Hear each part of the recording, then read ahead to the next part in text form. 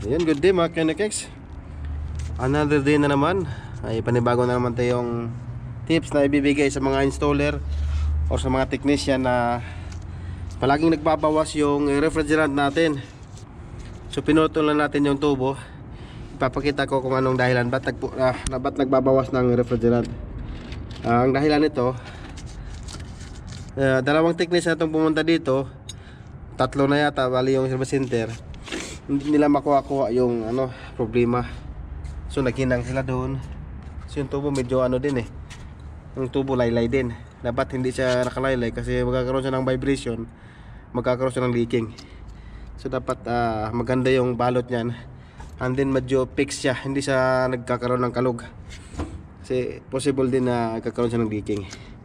May freon naman siya pero yun nga, hindi siya nakakaroon ng magandang lamig. Buhat nga nang may leaking siya. Ang dahilan siya, ito ang dahilan niya, itong pagkakaroon ng mali sa paggawa ng flaring. Kita nyo yung flaring. Ito ilagay natin dito sa may so kapal siya. So sobra. So sumobra sa ditong itong pinaka guide niya. Dapat dito lang siya para fix yan pag higpit ng nut, talagang hindi siya magkakaroon ng leaking. Pero ngayon sobra siya, lumagpas siya dan. Dapat hindi siya lumagpas dyan, dapat fix lang talaga yan. So babaguhin natin yung flaring. Ipapakita ko sa inyo kung ano ang tama. So mayroon tayong gamit na flaring na itong Sureball, bagong labas ng China, maganda to, talagang Sureball to. Ito naman yung traditional na flaring, yung mga lumang flaring natin, pero dito tayo gagamit sa bago natin, pang flare nut, para pang tawag ito, pang malakasan, para walang back job. So gagawin natin, papakita natin kung kaibahan ito. Tingnan mo yan, lagpas siya hindi siya maganda yung kalagay, lapat, hindi magandang lapat. So babaguhin natin yan. Bagong flare nut, dapat yung cutting niya maganda, linisan natin. Mahirap pag magpag-job, talagang masakit sa ulo. Yan.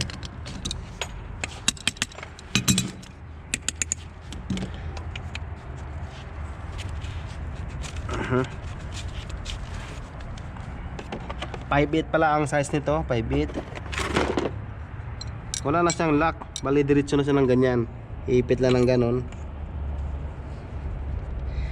Kailangan hindi masyadong labas yung tubo.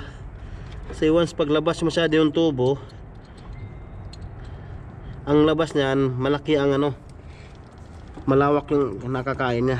Kaya dapat tansyahin din yun na hindi siya masyadong labas. Kasi pag labas pangit. Ito yung guide niya, salpak lang ganyan. Tapos lock natin ganyan. Tapos yan lang. Maganda to kasi talagang dahan-dahan yung ini-expand yung copper pipe. Kahit kaano pa yun katigas. Ito yung nagugustuhan ko itong bagong flaring at switching. Ayun. Pag lumagatak na yan, goods na yan. Ayun. Ayun. Lock na yun. So wala na tayo, counter la. Tingnan natin. Diyan ang maraming nagkakaroon ng supply, pagkakaroon ng leaking. Diyan sa may sa mga flaring nut. Minsan nasusobraan ng expand. Ako. Ayun Kaya di na tayo gumamit ng teflon kasi hindi naman tutubig Tanggalin natin yung teflon. Subukan natin. Ayun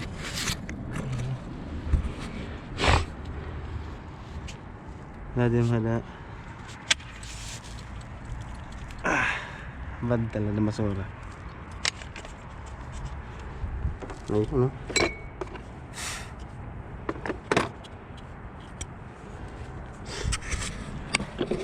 So ayun, ito yung bagong gawa natin. Talagang lapat na lapat siya. Hindi siya nagkakaroon ng sobra. Kasi once pag sobra siya, hindi siya nagkakaroon ng lock. Kumpara nito sa sawin, hada tani basura.